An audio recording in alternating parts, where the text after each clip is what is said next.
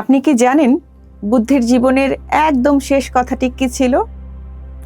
দীর্ঘ ৪৫ বছর ধরে হাজার হাজার উপদেশ দেওয়ার পর মহাপরিনির্বাণের ঠিক আগ মুহূর্তে তিনি তার শিষ্যদের বলেছিলেন, ভয়ধস্যা সংখারা অপ্রমাদেন সম্পাদেথা। এর অর্থ হলো, জগতের সমস্ত সংস্কার বা বস্তুই পরিবর্তনশীল ও ক্ষয়িষ্ণু, তাই অপ্রমাদ বা সচেতনতার সঙ্গে নিজের লক্ষ্য অর্জন করো। এই অপ্রমাদ শব্দটি বুদ্ধের দর্শনের সার কথা। আজকের এই প্রযুক্তি নির্ভর যুগে, যেখানে আমরা আমাদের মনোযোগ প্রতি মুহূর্তে সোশ্যাল মিডিয়া বা বিনোদনের ভিড়ে হারিয়ে ফেলছি, সেখানে বুদ্ধের এই অপ্রমাদ বা অতন্দ্র সচেতনতা আমাদের জীবনের মোড় ঘুরিয়ে দিতে পারে। অপ্রমাদ মানে কি? সহজ ভাষায় এটি হলো আলস্যহীনতা এবং চূড়ান্ত সচেতনতা। বুদ্ধ বলতেন, অপ্রমাদ হলো সমস্ত গুণের আধার।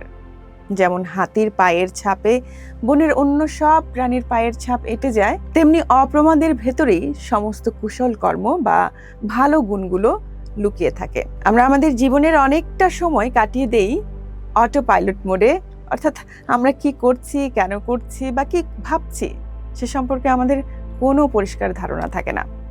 আমরা যখন কালকের কথা ভেবে আজকের কাজ ফেলে রাখি বা অহেতুক আলস্যে সময় নষ্ট করি, তখন বুদ্ধের ভাষায় আমরা প্রমত্ত বা অসচেতন। বুদ্ধ সতর্ক করে দিয়েছিলেন যে প্রমাদ বা অসতর্কতা হলো মৃত্যুর পথ, আর অপ্রমাদ হলো অমৃত বা অমরত্বের পথ। বর্তমানের প্রোডাক্টিভিটি বা কর্মদক্ষতার সঙ্গে এর গভীর মিল রয়েছে। আমরা যখন কোনো কাজ পূর্ণ মনোযোগ দিয়ে করি, তখন সেখানে ভুল হওয়ার সম্ভাবনা বাড়ে এবং আমাদের মানসিক চাপও বৃদ্ধি পায়। অপ্রমাদ আমাদের শেখায় প্রতিটি মুহূর্তের মূল্য বুঝতে। এটি আমাদের মনে করিয়ে দেয় সময় হয়ে যাচ্ছে এবং প্রতিটি মুহূর্ত হলো নতুন কিছু করার শেষ সুযোগ। অপ্রমাদ কেবল কাজের ক্ষেত্রে নয়, এটি আমাদের নৈতিক চরিত্রের পাহারাদার হিসেবেও কাজ করে।